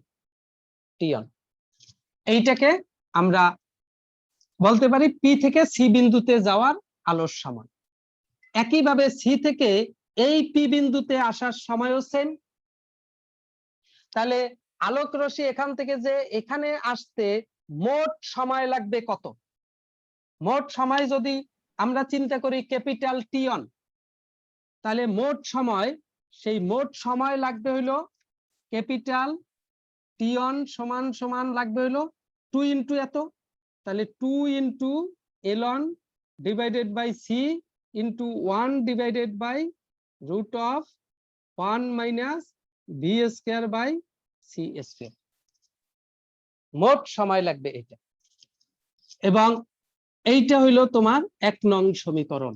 এই হইলো তোমার প্রথম এমন দর্পণে আলো প্রতিফলিত হয়ে ফেরত আসার কাঙ্ক্ষিত সময় বের হয়ে গেছে। একটা টাইম কিন্তু বের হয়ে গেছে, কাঙ্ক্ষিত সময়। এখন তুমি আসো সেকেন্ড যে রশ্মিটা প্রতিফলিত হয়ে ফেরত আসবে, এখানে স্ক্রিনে এসে পড়বে। তাহলে এর আগে এই যে রশ্মি যাচ্ছে যাচ্ছে, এগুলোর কোনো টাইম নেই। এখান থেকে যে এখানে যে আবার এখানে এসে সে পড়বে রশ্মি, তাহলে পড়লে এই যে পথে, তাহলে মূলত আমার কাজ করতেছে এই বিন্দু, এই বিন্দু থেকে এখানে যে আবার এই পথে ফেরত এসে এই বিন্দুতে পড়বে, এখান থেকে প্রতিফলিত এখানে আসবে। তাহলে আমি চিন্তা করব আমার এখানে এই M2 মিররে এখান থেকে যে আবার এখানে আসতে আলোর কত সময় লাগছে। এখন এই ক্ষেত্রে আমরা ধরেছি পৃথিবী ভি বেগের সামনে গতিশীল এদিকে। এখন পৃথিবীর উপরে যদি ইথার থাকে, ইথার কোন দিকে গতিশীল হবে? এই সামনের দিকে গতিশীল হবে না। আমরা পৃথিবীতে অবস্থান করতেছি, আমরা দেখতেছি পৃথিবী ভি বেগে এদিকে যাচ্ছে, আমরা দেখব ইথারটা তার উল্টো দিকে যাচ্ছে ভি বেগে। তাহলে ভি বেগে একদম ইথার যাচ্ছে হলো এই দিকে, ইথার এই যে প্রমাণ করা হয়েছে তখন কিন্তু সব ইথারের অস্তিত্ব ধরে করা হয়েছে। তাহলে ইথার এই দিকে যাচ্ছে ভি বেগে। আর টর্চ বাহির থেকে বা পৃথিবীর উপর থেকে কিন্তু টর্চ মারা না, বাহির থেকে কোনো জায়গা থেকে তোমার ওখানে আলো আসছে, আলোটা এই তুমি যেদিকে যাচ্ছ সেই দিকেই যাচ্ছে, আলোটা যাচ্ছে হইলো এই দিকে, আলোটা যাচ্ছে সি বেগে। তাহলে একটা আলো এদিকে যাচ্ছে, আলো যাচ্ছে এইদিকে সি বেগে, আর ইথার আসতেছে এইদিকে ভি বেগে, তাহলে কি মুখোমুখি। তাহলে ইথারের সাপেক্ষে আলোর বেগ কত হবে? সি মাইনাস, তাহলে আলোর বেগ যেদিকে সেটা যদি ধনাত্মক হয়, ইথারের বেগটা হবে এইটা মাইনাস ভি, তাহলে সি মাইনাস মাইনাস ভি সমান সমান সি প্লাস ভি। তাহলে যখন ওদিকে আমরা মুভ করি, ইথার যখন ভি বেগে এদিকে যায়, তখন আলোটা যে L2 দূরত্ব যাবে, সেই L2 দূরত্ব আলো যে যাবে সেটা যাবে হইলো এই যে সি প্লাস ভি বেগে। এই L2 দূরত্বটা যাবে, সি প্লাস ভি বেগে যাবে আলোটা, এই L2 দূরত্ব। আবার এখান থেকে আলোক রশ্মি প্রতিফলিত হয়ে যখন ফেরত আসে, তখন আলোক রশ্মিটা আবার আসে কোন দিকে? ইথার তো এইদিকেই যাচ্ছে, আমরা ওইদিকে যাচ্ছি, আলো এখানে বাধা পেয়ে সামনে যেতে পারতেছে না, আলো এখন পিছনে ব্যাক করতেছে। তাহলে ইথারও এদিকে ভি বেগে, আলো এইদিকে ভি বেগে। তাহলে ইথারের সাপেক্ষে এই পথে আলোর বেগ কত? সি মাইনাস ভি, এবং সেটাও কত দূরত্ব অতিক্রম করতেছে এই বেগে? ওই L2 দূরত্ব অতিক্রম করতেছে। তাহলে যেহেতু সি প্লাস ভি বেগে L2 দূরত্ব যাচ্ছে, এই যাওয়ার জন্য একটা সময় লাগছে। আর যেহেতু সি মাইনাস ভি বেগে এদিকে আসতেছে, L2 দূরত্ব আসতেছে, এই আসার জন্য একটা সময় লাগছে। এবং দুই সময় সেম না। খেয়াল করে দেখো কেন সেম না? কারণ এদিকে যে বেগে যাচ্ছে, এদিকে কিসে একই বেগে আসতেছে না, কিন্তু দূরত্ব সেম। তাহলে সময় কম বেশি লাগবে। তাহলে যাওয়ার সময় যে সময় লাগছে, সেইটাকে যদি আমি যাওয়ার সময় যে সময়টা লাগছে সেটাকে যদি আমি এই যে L2 যাওয়ার সময় যে সময়, সেটাকে যদি আমি বলি T1 প্রাইম, তাহলে সেইটা কত হবে?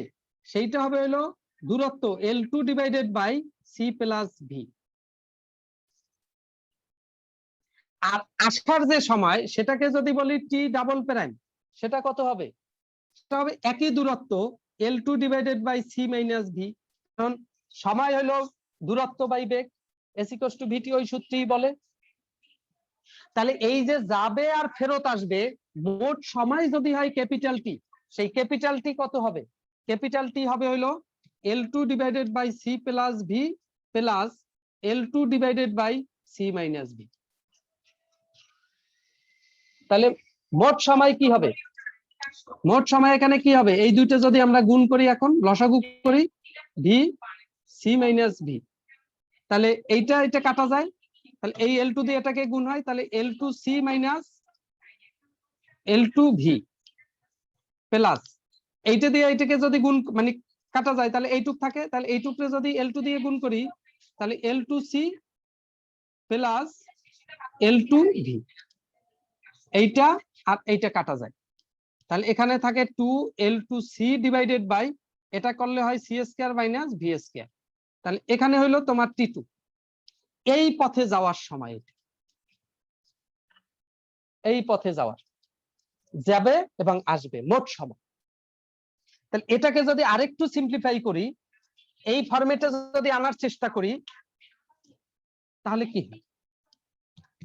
তাহলে হবে কি, এই T2 সমান সমান 2L2C ডিভাইডেড বাই, এখানে যদি C স্কয়ার কমন যায় 1 minus V square by C square, C থেকে এই একটা C যদি কাটা যায়, তাহলে T2 সমান সমান 2L2 divided by C into 1 divided by 1 minus V square by C square. দেখো এই বের হইলো T2 আর এই হইলো Tm।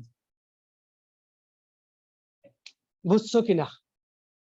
ক্যালকুলেশনের কিন্তু হার্ট, মূল জায়গাটা আমরা প্রায় শেষ করে ফেলি। যে রশ্মি এখান থেকে এই বিন্দুতে যাবে, আবার এখান থেকে এই স্ল্যাব ফাইনালি যেখানে যে গেলে সেখানে ফেরত আসবে, তাহলে এজন্য মোট সময় লাগছে এইটা। আবার আলোক রশ্মি ওই যে তখন মিরর যেখানে যে ফাইনালি আমরা চিন্তা করতেছি এখানে থামছে, তাহলে এখানে থামছে বলতে মিরর এইখানে আসছে, তখন রশ্মি এখান থেকে এখানে যে যখন এখানে আসে তখন আবার বাধা পেয়ে এখানে ফেরত আসে, মিরর চলে যায় যাক, আবার এখানে ফেরত আসে, তখন তো এখানে ছিল মূলত, এখান থেকে যে, তাহলে এখান থেকে যে যখন এখানে যাওয়া শুরু করছে তখন তো রশ্মি আসলে মিরর সামনে এই স্ল্যাব সামনের দিকে চলে গেছে, রশ্মি এতটুকু আসছে, তাহলে মূলত সে যে আবার এই ফেরত আসে, তাহলে এই L2 দূরত্ব যে আবার এই ফেরত আসতে তার যে মোট সময় লাগছে সেইটা হলো এইটা। দুইটার ভিতরে স্যার কিন্তু মিল আছে, 2L1 by C 2L2 by C 1 divided by root of 1 minus V square by C square into 1 divided by, এখানে ও এখানে স্যার তো এখানে রুট রুটটা নাই, কিভাবে আসলো স্যার? রুট তো স্যার এখানে তো রুট নাই, স্কয়ারই নেই। এখানে রুট নেই, এখানে তো আর রুট থাকবে না, এই C C এর সাথে কাটা যাবে, তাহলে শুধু এইটুক থাকবে T2। এখন আসো পয়েন্টে, এই দুইটা যে টাইম বের হইছে, এই দুই টাইমের ভিতরে আমরা যে দুইটা টাইম বের করেছি, এই দুই টাইমের ভিতরে কোন টাইমটা বেশি তোমরা কেউ বলতে পারো? না দুইটা টাইমই সমান? কারো কোনো আইডিয়া আছে কিনা? সব কিন্তু এখন গণিত। তোমার এখানে কিন্তু পদ বেশি, আলোর বেগ সেম, সুতরাং এখানে যে টাইমটা নেওয়ার কথা, যেহেতু পদ বেশি সুতরাং এখানে টাইমও বেশি নেওয়ার কথা। কেন? আলো যাচ্ছে, বেশি পথ যাবে, বেশি সময় নেবে। এখানে পথ কম, কারণ এখানে কিন্তু এলন পথ মূলত না, এখানে কিন্তু এই তির্যক ভাবে গেছে, তির্যক ভাবে আসছে, এখানে পথ কম, তাহলে কম পথে যাবে, কম সময় নেবে, তাহলে এখানের সময়টা কম লাগবে, এখানের সময়টা বেশি হবে, অর্থাৎ টিয়নটা বড় হবে, T2 ছোট হবে, টিয়ন ইজ গ্রেটার দ্যান T2। এটাই কিন্তু বাস্তবতা বলে। গণিত কি বলে? 2 এলন, এলন বলতে এখানে এইটা, এই পথ কিন্তু আসে নাই মূলত, আমরা কিন্তু এই পথে কনসিডার করছি, কিন্তু ফাইনালি হিসাব নিকাশে L1 আসছে, আর এখানে এইটার জন্য L2 আসছে ফাইনালি। তাহলে এখানে যে L1 আর L2 যে আসলো এই সেটআপে, তাহলে এই সেটআপে যে আমার ফাইনালি এই যে মুভ টুপ করে তারা যে এখানে, আমি এখন স্থির অবস্থার একটা পজিশন, লাস্টের আমার ফাইনাল যে স্টেজটা সেই স্টেজটা নিয়ে কাজ করতেছি। এই যে রশ্মিটা, এই যে স্ল্যাব, তারপর হইলো এইখানে তোমার এই রশ্মি আসলো, এখানে আসলো, এই উঠলো, এই মিরর, এরপরে এই মিরর, এরপরে রশ্মি এই স্ক্রিনের উপরে এসে পড়লো, এই গেল, এই আসলো, এই গেল, এই আসলো, রশ্মি এই স্ক্রিনের উপরে দুইটা রশ্মি এসে পড়লো, তাহলে এখানে বসে দেখলো কিউ বিন্দুতে। তাহলে মূলত এই দূরত্বটা L2, এই দূরত্বটা ছিল L1, কিন্তু রশ্মি আমাদের আসছে হলো এখানে একটা স্ল্যাব ছিল, তাহলে এখান থেকে এই স্ল্যাব, তাহলে মূলত এখান থেকে রশ্মিটা এইখানে আসছে। আর এখানেও তোমার আবার কি একটা এখানে স্ল্যাব কাজ করতেছে, ফাইনালি স্ল্যাবটা এখানে চলে গেল, এখানে চলে গেল, মিররটা এখানে চলে গেল, তাহলে মূলত L2 দূরত্বটা এখানে চলে আসলো, আর এই রশ্মিটা এখানে আসছে, মিররটা এখানে আসছে। তাহলে এই হলো তোমার L1, এই হলো L2। তাহলে আলোক রশ্মি আমরা সাধারণত L1 আর L2 দূরত্ব এইটা সেম, এই L1 আর L2 সেম, আবার 2 টু সেম, সি আলোর বেগ সেম, 1 ডিভাইডেড বাই এখানে আছে 1 minus B square by C square, আর এখানে আছে 1 minus B square by C square, এখানে একটা রুট আছে, এখানে রুট নাই। তাহলে এইখানে যে মানটা আসবে 1 minus B square by C square, তোমরা কি কেউ বলতে পারো এই মানটা কি পূর্ণ সংখ্যায় আসবে না দশমিকে আসবে? তোমাদের ধারণা কি? সি আলোর বেগ অবশ্যই বেশি পৃথিবীর বেগ থেকে, তাহলে বেশি জিনিস দিয়ে ছোট জিনিসকে ভাগ করলে এখানে কি আসবে? একটা ভগ্নাংশ, দশমিক। 1 থেকে বিয়োগ হবে, তাহলে ওভারঅল এখানে কি আসবে? দশমিক। সে মনে করো পাইছো 0.3, তাহলে এইখানে 0.3 দিয়ে এটাকে ভাগ করলে যে রেজাল্ট আসবে, আর এখানে 0.3 উপরে কি একটা রুট আছে না, ভিতরে তো 0.3 পাওয়া যায় এই হিসাবটায়, তার উপরে একটা রুট আছে না, তোমরা 0.3 উপরে রুট দিলে ওই মানটা ফাইনালি কি 0.3 থেকে কমে যাবে না বেড়ে যাবে, কি মনে হয়?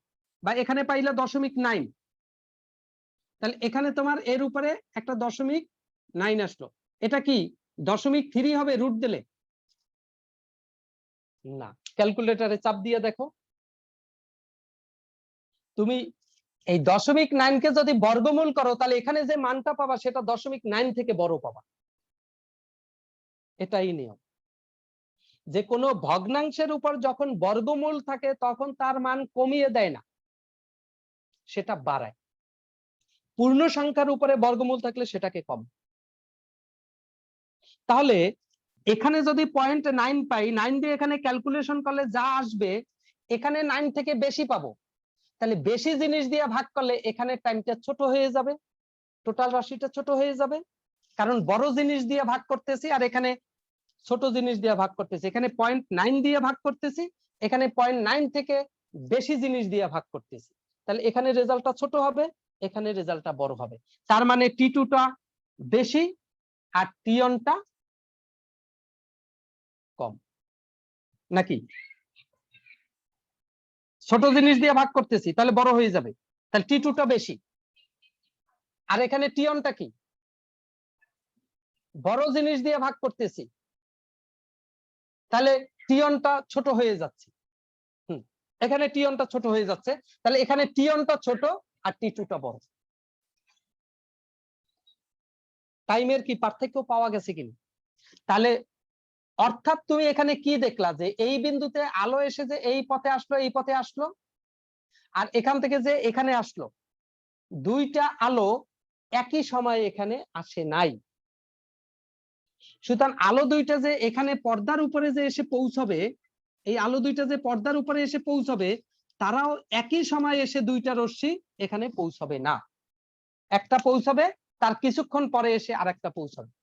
যেহেতু ভিন্ন সময় এসে পৌঁছাইছে সুতরাং তাদের ভিতরে পথ পার্থক্য আছে। তাহলে পথ পার্থক্য থাকলে এই ক্ষেত্রে আর কেন্দ্রীয় চরম এরকম চকচকা উজ্জ্বল কোনো বিন্দু দেখবে না, এখানে দেখবে যে এখানে তোমার একটা ওরকম ডোরার সৃষ্টি হয়েছে, উজ্জ্বল অন্ধকার উজ্জ্বল অন্ধকার উজ্জ্বল অন্ধকার এরকমের ডোরা সে দেখবে এইখানে।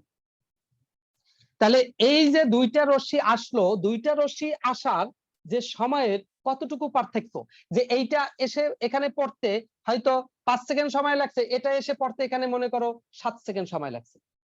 তাহলে এই দুইটা রশ্মি এসে যে এখানে পড়লো কত সময় ব্যবধানে এসে পড়লো? 2 সেকেন্ড। কিভাবে? দুইটা বিয়োগ করে পাইছি। তাহলে আমার যে এখান থেকে দুইটা টাইম আমরা পেয়েছি, এই দুইটা টাইম, এইটা 1 নং সমীকরণ, এইটা 2 নং সমীকরণ, এই দুইটা টাইমের এই ক্ষেত্রে ব্যবধান কত? তাহলে ডেল টিটা কত হবে? ডেল টি আমরা বের করব কি বিয়োগ করে বের করব? তাহলে বিয়োগ করে যদি বের করি, এইটা যদি বড় হয়, কারণ ছোট জিনিস দিয়ে ভাগ করতেছি, তাহলে বিয়োগ করে বের করলে 2L2 divided by C 1 divided by 1 minus B square by C square minus এখান থেকে 2L1 divided by C into 1 divided by root of 1 minus B square by C square. এখন যদি আমরা এখান থেকে এই ডেল টি হিসাব করি তাহলে কত আসতেছে? 2/c কমন যায়, তাহলে L2 divided by 1 minus B square by C square minus L1 divided by root of 1 minus B square by C square.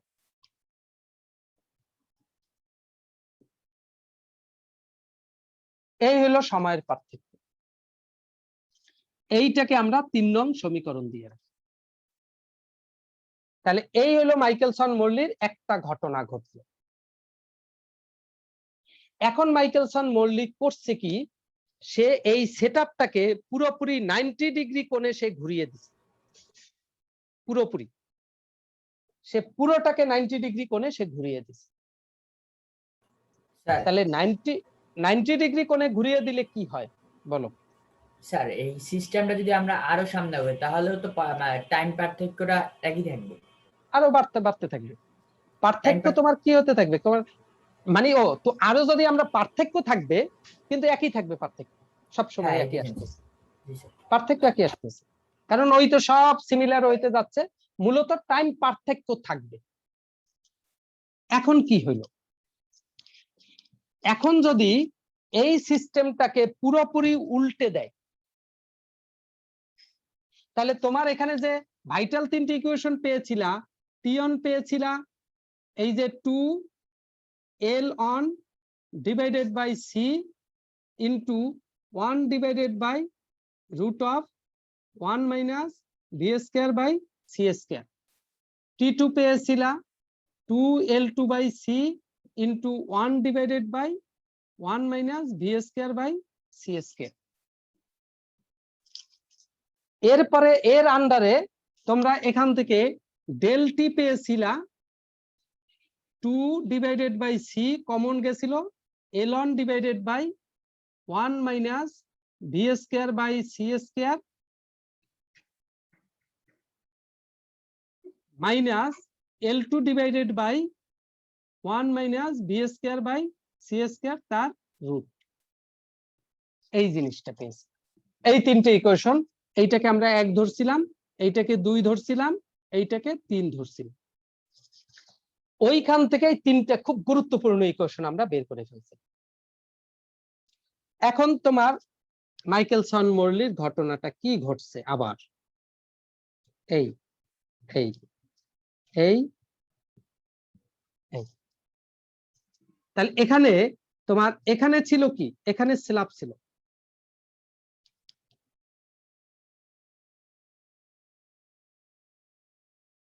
এখানে মিরর ছিল,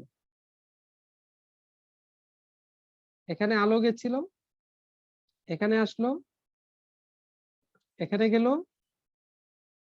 এখানে মিরর ছিল।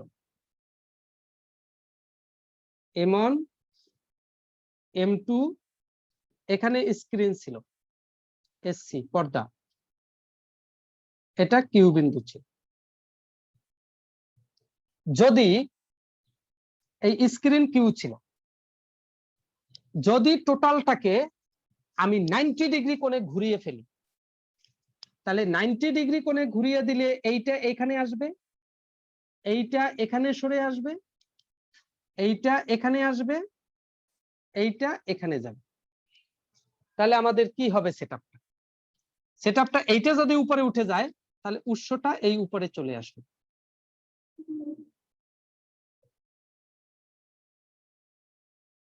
এইখানে আসলো, এখান থেকে আলোক রশ্মি আসলো, এখান থেকে তোমার এই স্ল্যাব আসলো। আলোক রশ্মি যে এখান থেকে তোমার এই যে এইটা যদি এখানে চলে যায়, এই মিররটা এখানে চলে যাবে, M1 মিররটা এইখানে চলে আসবে, এইটা M1 মিরর, এই M2 মিররটা নিচে চলে আসবে, এইখানে তোমার M2 মিরর চলে আসবে।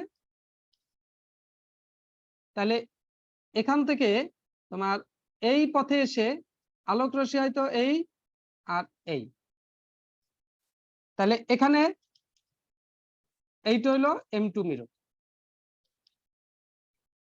আর এই যে স্ক্রিন সেই স্ক্রিন এখানে চলে আসবে, এই হলো কি। তাহলে ঘটনাটা কি? একদম আমরা আগে যা যা বের করেছি এখনো আবার সেম টাইম ডিফারেন্স বের করে। তাই মাইকেলসন মরলি আবার কি করছে, আবার আগের মতো অতখানি প্রমাণ করে এই তিনটে ইকুয়েশন বের করছে। আমরা এখন আর আগের মতো ইকুয়েশন করতে যাব না, আমরা একটু টেকনিক অ্যাপ্লাই করব, একটু বোঝো তাহলে তুমি অ্যাপ্লাই করতে পারবে। এখন যখন হিসাব করব, এখনো রশ্মি কি এই দিকে যাচ্ছে, এখান থেকে ফেরত আসতেছে, এই দিকে যাচ্ছে, এখান থেকে আবার ফেরত আসতেছে, যে এই দুইটা রশ্মি এসে এই স্ক্রিনে পড়লো এখান থেকে এসে। তাহলে আগে রশ্মিটা এই যে পথটা ছিল L1, এই পথটা ছিল L2, তা যখনই মিরর ঘুরাই দিছি তখন M2 কোন দূরত্বে ছিল, মানে M1 টা ছিল L1 দূরত্বে, এখন তোমার এই M1 টা চলে আসছে কোন দূরত্বে, এই দূরত্ব তো আর ঘুরে যায় নাই, এখান থেকে মিরর এখানে চলে আসছে। তাহলে এই যে L1, হ্যাঁ দেখো এই যে L1, এই দূরত্ব সহ মিররটা এখানে চলে আসছে, তাহলে এই দূরত্বটা কি হয়ে গেছে, এইটা L1 হয়ে গেছে। আর এই দূরত্ব সহ এই মিররটা এখানে চলে আসছে, এই মিররটা এখানে যতখানি সামনে ছিল মিররটা ততখানি নিচে নেমে গেছে, তার মানে কি এতখানি দূরত্ব সে নিচে নেমে আসছে। তাহলে এইটা কি হয়েছে, L2 হয়েছে। তাহলে এই M2 মিরর এটা কিন্তু L2 দূরত্ব হিসাব হচ্ছে। আগে দূরত্বটা উপরে ছিল, এখন দূরত্বটা L2 টা নিচে। আগে L1 টা উপরে ছিল, এখন সেখানে L2 মাপবে, L2 টা নিচে, আর এটা সামনে। এখন তুমি দেখো, আগে L2 দূরত্বের জন্য ইথারের কোনো আপেক্ষিক বেগের মুখোমুখি সে হয় নাই, সে কার জন্য আপেক্ষিক বেগের মুখোমুখি হয়েছে আগের বার, L2 দূরত্বের জন্য। তাহলে যেখানে আপেক্ষিক বেগের মুখোমুখি হয়েছে সেখানে কি 1 - b²/c² L2 তে। এইখানে এখন যখন সেটআপ এরকম হয়ে গেল, কোন দূরত্বটা আপেক্ষিক বেগের মুখোমুখি হবে, ইথারের সাথে মুখোমুখি হবে, কোন দূরত্বের সাথে লিংক করবে, L1 এর সাথে। এখন তাই যদি L1 এর সাথে লিংক করে, তাহলে L1 এর নিচে আগে যেখানে ইথার যেখানে লিংক করত তার নিচে কি আসছে, আগে ইথার লিংক করত L2 তে, L2 এর নিচে আসছে 1 - b²/c²। এখন ইথার লিংক করতেছে L1 এর সাথে, L1 এর নিচে চলে আসবে 1 - b²/t²।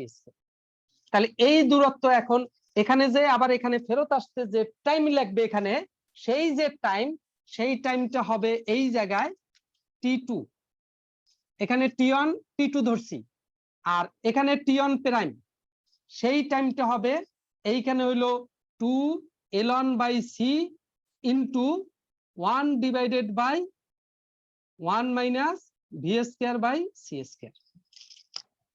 এই যে L2 এর পিছনের যে রাশিটা, সরি পিছনে বলতে নিচের যে রাশিটা সেইটা ঘুরে যাবে, তাই সেইটা কিসে চলে আসছে এখন ln এর নিচে চলে আসছে। আবার L2 টা এই সি বেগ নিয়ে ই করতেছে, তাই সি বেগের যেখানে ইথারের কোনো প্রভাব ছিল না তার জন্য টাইম আসছে এইটা। তাহলে এখানে এই যে T2 প্রাইম সমান সমান কি আসবে 2, এইটা হলো L2 divided by C into 1 divided by root of 1 minus B square by C square. তুমি যদি ওই আগের মতো সেম ক্যালকুলেশন করো ওই জিনিসই তুমি পাও, একদম সেম জিনিস পাও, জাস্ট ওর নিচের রাশি দুইটা ঘুরে যায়।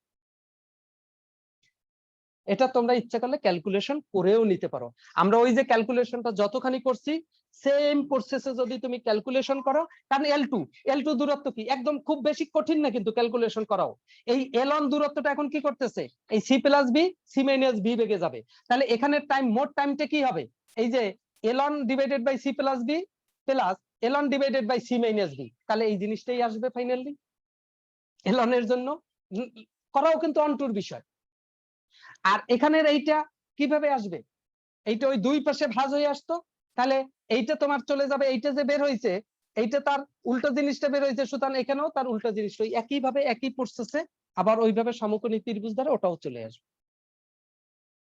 তাহলে এর ভিতরেও টাইমের ডিফারেন্স আছে। তাহলে এখানে যে টাইমের ডিফারেন্স, এখানে ডেল টি প্রাইম সেটা কি আসবে, তাহলে এখানে যে 90 ডিগ্রি কোণে ঘুরাই দিছে তখন যে তোমার সেটআপটা হয়েছে সেই সেটআপের যে টাইম সেই টাইম আগের মতো নেই। তাহলে এখানে পর্দায় এসে এই রশ্মি পড়তে সেখানেও সময়ের পার্থক্য হবে, সেখানেও সময়ের পার্থক্য। তাই সেখানে সময়ের পার্থক্য কত খেয়াল করে দেখো, সেখানে সময়ের পার্থক্য কত। তাহলে এখানে যে দুইটা টাইম পেয়েছো এই দুইটা টাইমের ভিতরে আবার একই কিনা দেখো, একটা বড় একটা ছোট আছে 2 ln 2l2 ln l2 সমান, তাহলে এখানে তোমার আছে রুট এইটা, তাহলে এইখানে এইটা যদি 0.9 হয় এটা 0.9 এর উপর রুট, এটা আরো বড় হয়ে যাবে, তাহলে ওভারঅল এইটা ছোট হবে আর এইটা বড় হবে। তাহলে এখানে তুমি যদি এইটা থেকে এইটা বিয়োগ করো, এখানেও এইটা থেকে যদি এইটা বিয়োগ করো তাহলে তুমি এখানেও টাইম ডিফারেন্সটা পাবা। এইটা থেকে এইটা বিয়োগ করলে কত আসবে ডেল টি প্রাইম সমান সমান 2 ডিভাইডেড বাই সি কমন যাবে, তাহলে এইটা যেহেতু তোমার এখানে কি ln এর এই জায়গাটা এইটা হলো 0.9 যদি হয় এটা দিয়ে ভাগ করতেছো, তাহলে বড় জিনিস মানে ছোট জিনিস দিয়ে ভাগ করতেছে এটা বড় হয়ে যাবে, তাহলে এখানে আসবে হলো ln ডিভাইডেড বাই কি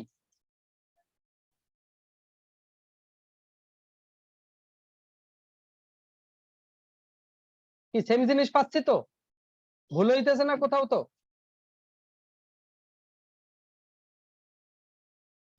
এখান থেকে শুরুতে এইটা আর পরে এইটা, এখান থেকে আমরা যে টাইমের একটা ডিফারেন্স পাবো সেই ডিফারেন্সটা কত হবে।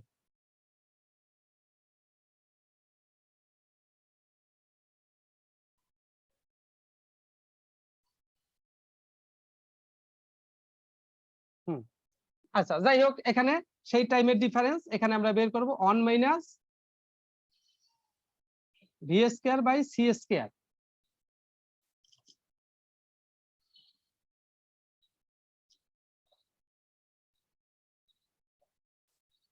এইখানে কিছু ভুল লিখছি নাকি,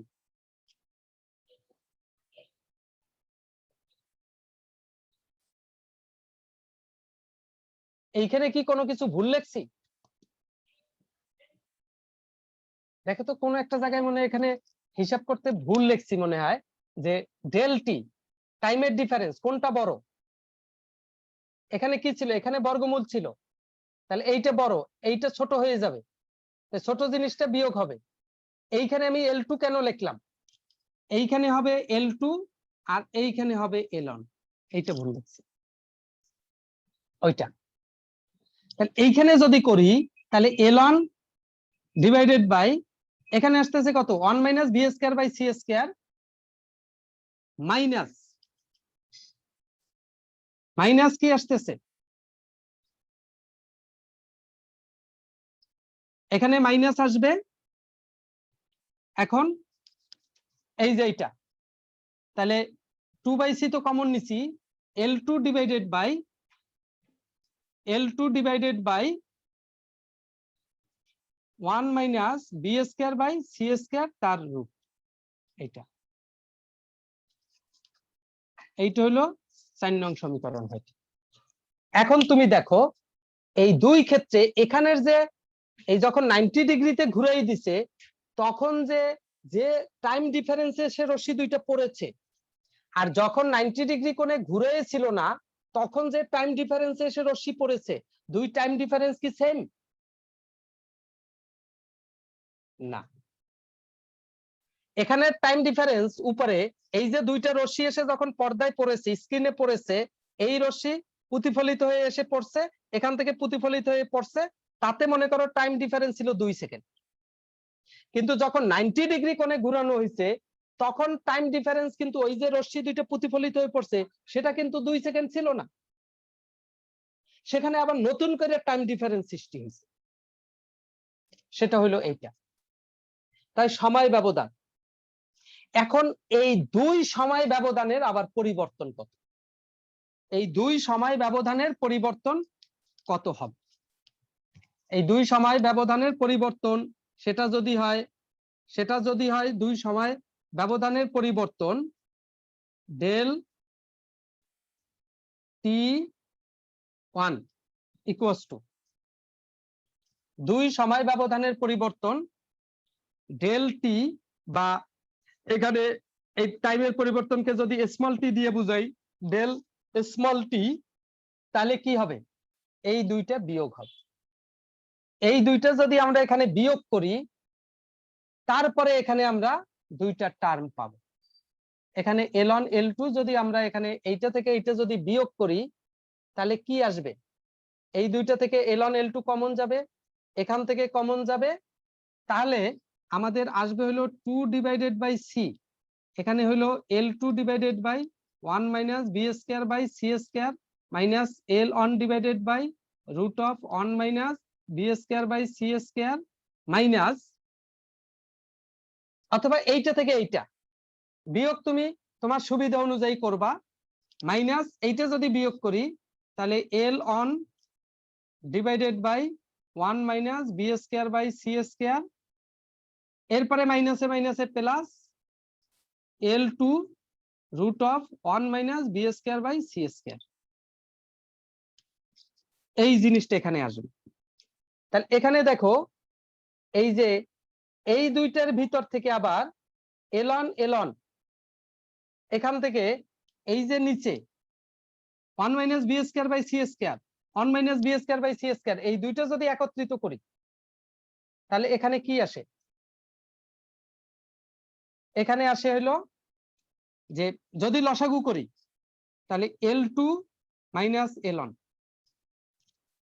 divided by 1 minus B square by C square minus এইখানে বিয়োগ করায় একটু ঝামেলাটা হয়েছে এই বিয়োগটা করার সময় তোমরা এইভাবে না তোমাদের দ্বিতীয় ক্ষেত্রেও তুমি টাইম ডিফারেন্স পাইছো আর প্রথম ক্ষেত্রেও টাইম ডিফারেন্স পাইছো তুমি বিয়োগটা করবে হলো তোমার টোটাল টাইম ডিফারেন্স এই 4 নং সমীকরণ থেকে তুমি 3 নং সমীকরণ বিয়োগ করে দেবে এটা থেকে এটা যেহেতু এইটা ফাইনাল অবস্থা 90 ডিগ্রি কোণে ঘোরানোর পরে আর এইটা আদি অবস্থান তাই চূড়ান্ত অবস্থান থেকে আদি অবস্থানটা তুমি বিয়োগ করে দিবে এভাবে মনে রাখলে সহজ হয় ক্যালকুলেশনও আমরা সহজ হিসাব নিয়ে আসতে পারি তাহলে সেটা হলো delta prime minus delta তাহলে এখানে হয় হলো তোমার 2/c L1 divided by 1 minus B square by C square minus L2 divided by root of 1 minus B square by C square minus এইটা তাহলে L2 divided by 1 minus B square by C square plus L1 divided by root of 1 minus B square by C square. এখন 2/c, তাহলে L1 R L1 by এইটা, L2 by এইটা, minus L2 by এইটা, L1 by এইটা। এখন যদি আমি তাদের এই দুইটাকে যদি লসাগু করি, L1 আর L2 কে, তাহলে L1 L1 এইটার এইটাকে যদি লসাগু করি তাহলে কি আসবে, আর এইটা এইটাকে যদি লসাগু করি তাহলে কি আসবে? লসাগু করলে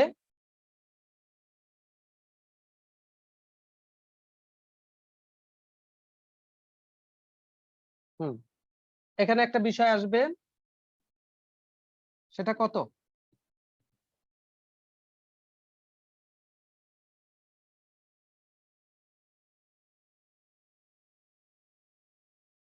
আচ্ছা, L1 minus L2 divided by 1 minus B square by C square, এইটা মাইনাস এখানে যদি লসাগু করি তাহলে root of 1 minus B square by C square.